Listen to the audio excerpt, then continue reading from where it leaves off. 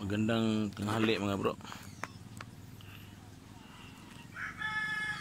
Ito yung steam marker na paa, kaliwang paa na nakatayo. So yung kabila dito sa gilid ito, yan, makikita niyo yan, may biak na bato. Tapos dyan sa baba, yan yung partner dito.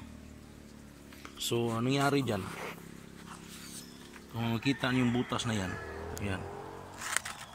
yan sa gilid sa bato na yan, yung pakurba na paganon, para nakaganon mga bro, ganon yung purma, butas dito, yan nakadikit. So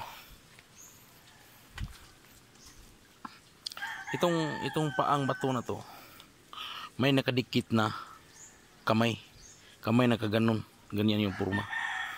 Tapos itong hinalaki na to, tapos yung kamay nakaganon, yung kamay dyan, yung bato na replika na malaki nakadikit dyan. Kaso na bumigay doon kasi dahil pumasok itong gamot ng kasya, pumasok doon sa butas niya, nabiak, kaya magsak doon. So nangyari mga bro, itong posisyon ng hinalaki na yan, dyan nakapatong yung malaking pointer, sa hinalaki ng paa niyan at sa kamay na nakaganon. Kaya bali, yung halimbawa yung paa, ito yung kaliwang paa, may nakaganon siya, nakaganon yung part, nakapartner ba na ganun. Tapos dyan sa gitna, dito sa gitna nito, dito nakalagay yung pointer. Ngayon, ang ibig sabihin ng pointer na yun mga bro, kasi ito replika ng paa na kaliwa. Lagi yung tandaan mga bro, pag paa kaliwa, talagang entrance. Yan, nakadat, parang may mga butas-butas na ganyan. Yan o, nakabutas 1, 2, 3, 4, pang 5.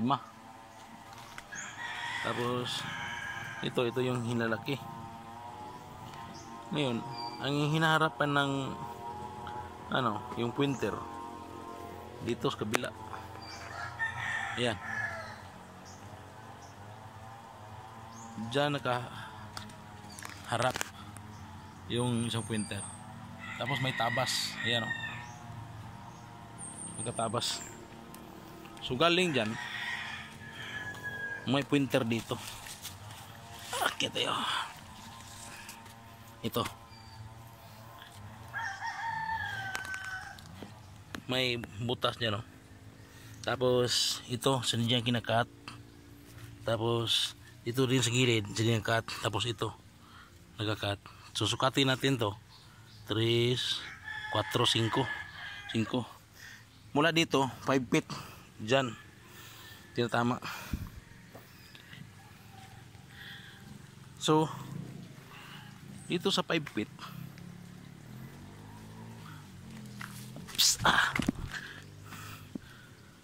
dito sa 5 feet mga bro, sinusuka to, may sinasabi na low dito, pero yan ang sinasabi na portal C. Tapos ito yung pointer na nakasandal dyan, ang ibig sabihin yan mga bro, entrance ng tunnel. Bakit ko nasabing entrance tunnel? Kasi itong paa na to nakatayo, tapos sa gitna nitong bato mga bro, may butas dito, nakasya isang tao. Tapos may mga lupa na nilagay sa loob, may mga may mga buti na prasko na may yung kwadrado, yung yung puwet. Tapos yung ibang buti circle, tapos parang may dot sa gitna. So Tandaan nyo mga bro, yung buti talaga, yung circle na buti, tapos may dot sa gitna, yung kulay green, yung lumang-luma na ano, na buti. Ibig sabihin yan, may tunnel. So, yung isang buti, nakakwadro. Yung entrance niya mga bro, papasok dun sa ilalim. Tapos, pagdating sa ilalim, papasok dito sa loob. Punta dito nakaposisyon. Ngayon, ang nangyari mga bro, yung kasama ng buti nandyan sa loob ay basag-basag. May basag na malaki, nakakwadro, ganun. Yung purmang basag. Tapos, ang ibig sabihin yan mga bro, hazardous. So, kung papasok kayo sa loob, may load na nakabox. Tapos, sa katabi ng box, talagang may ibig sabihin. May bomba. Kasi pag malaki yung ano, malaki yung basag-basag na buti, halimbawa yung kwadro-kwadro na basag, ibig sabihin yan, may box, may deposito sa ilalim, pero may katabi na bomba. Pero pag yung buti na basag-basag mga bro, maliit na basag-basag, ibig sabihin yan, may load sa ilalim, pero may puwison. Oh, yun ang referensya. Pag ang buti, malaki yung basag-basag niya, halimbawa nagkakwadro-kwadro, ibig sabihin yan, hazardous na malapit sa deposito. So may bomba gilid sa deposito. So ngayon, nung unang panahon mga bro, sabi ng mga matatanda dito, bigla daw na may lumalabas na maraming hapon dito. Pero hindi nila nakikita kung saan yung butas dito, yung kuweba. Kasi walang kuweba makikita dito. Pero bigla lang lumalabas yung maraming hapon na dito. Siyempre, paano makikita nila mga bro? Kasi yung butas ng tunnel, inandito sa gitna. Yung parang nakaharang na isang kamay ba? Ganun. Tapos sa gitna, dito yung butas. Dito lalabas yung mga hapon. Tapos, nilagyan na nila ng takip ng bato. O paano makikita? Pero ang nangyari mga bro, pag withdraw nila mga bro, sinisil nila, nilagyan nila ng mga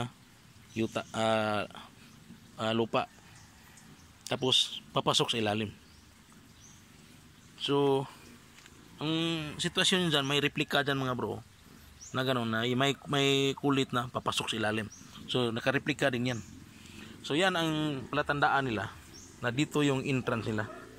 Tapos yung printer dito, yan ang nagtuturo na ibig sabihin nun, yung printer, may entrance na papasok doon. Pero may load na ipinahiwatig. Kaya yung naka-portal C na yan, tumatama siya dito. Distance 5 feet, 5 inches yung cut na yan. Yan, yung cut na yan. Tatama yan dito. So, mula dyan sa nakakat na maliit na, tapos may yung nakakat sa baba, naka-align siya mga bro. Mula dyan, yung pointer dito mga bro, yung nakatagay dyan, tumatama siya, naka-align siya. Dito naka-align east, tapos dyan nakaposisyon yung west. So, ang nangyari mga bro, yung deposito nila, dyan dinadaan sa ilalim. Hindi dito dinadaan. Pero dinidirekta natin mga bro. Kalay dyan, direkta tayo dito. Kasi pag dyan tayo papasok sa ilalim mga bro, dyan tayo papasok sa ilalim, hirap mga bro, kasi napakalaki yung ugat ng akasya. Tapos maliit na yung butas, tapos malaking bato yung sa gilid. Kaya direkta tayo. Mula dito mga bro, yung naka-accurate coordinate marker niya dyan, yan po ang sinusukat ko. Mula dyan, kasi nakaposisyon yung cut na yan, yung maliit, at saka yan, tapos ito nakaposisyon yung cut na yan, target dito sa gilid yung naka-cut na sinasadya. So portal, punta dito 5 feet, dito tatama. May load dito mga bro. Nakaambihas yung portal C, pero may sadyang kinakat. Ayan o. Yan ang tandaan nyo. Paglagyan nyo ng kumpas yan, tatama yan sa kumpas, naka-align yan. Dito ang west, yung pointer na dyan sa malaking paa na ganon, dyan yun nakasabit yung pointer. So, pinakamalaking marker mga bro, pinakamalaking paa na nakatayo, nakaganyan yung purma mga bro. Nakaganyan mga bro. Yung paa, nakaganon mga bro, nakaganyan, nakaganyan yung mga bro. Paa, kaliwa. Laging tatandaan mga bro, ang entrance ng hapon kadalasan ay nasa kaliwa. Tandaan nyo yan mga bro. Halimbawa, kung yung foot marker nandyan sa nandyan sa baba, halimbawa ganito, ganyan yung foot marker, wala. Ibig sabihin mga bro, hindi na yan lalayo, malapit na yan. Pero pag ganito, yung paa niya ay kanan. Halimbawa, tulad ng ganyan mga bro, may dot na yan, 4, may dot na 5. Hindi 4, pang 5 ditong inlalaki. Ibig sabihin na yun bro, pag nakaganyan yan, travel pa yan. Tandaan nyo, travel pa yan. Hanap kayo ng ibang marker dyan. Pero pag kaliwa mga bro, malapit na yan, nandyan na. Kaya ito, nakatayo, ibig sabihin yan, dyan yung entrance. So, tumatama mga bro sa marker. So, dito tayo. So, direkta tayo dito. Oh, ayan mga bro. So, ang mangyari dito mga bro, sa detection ng locator natin, dito. Tumatama dito. So, wala tayong makikitang marker dito kasi nagdirekta tayo. Pero, yan ang marker niya na pinahiwatig. Na mula dyan dito, may load na sinasabi nandyan sa ilalim. Pero yan lang ang makikita mong marker. Wala tayong makikitang STM dito.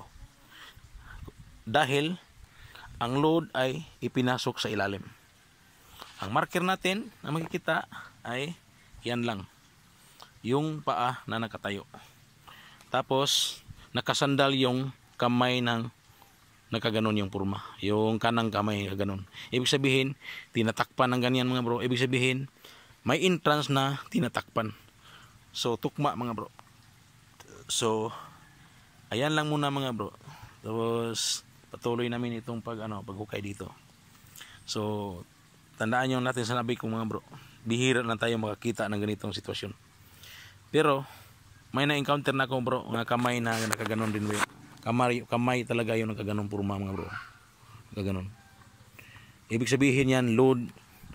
Under lang nakaload yan.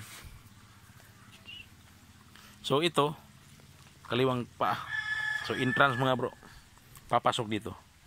So ayan mga bro, napaka-legit yung marker natin. Kasi yung marker mga bro, naka-align talaga. Tandaan nyo mga bro, pag mo sa sa compass, dyan ang north, dito yung east. So, lagi nyo tandaan mga bro,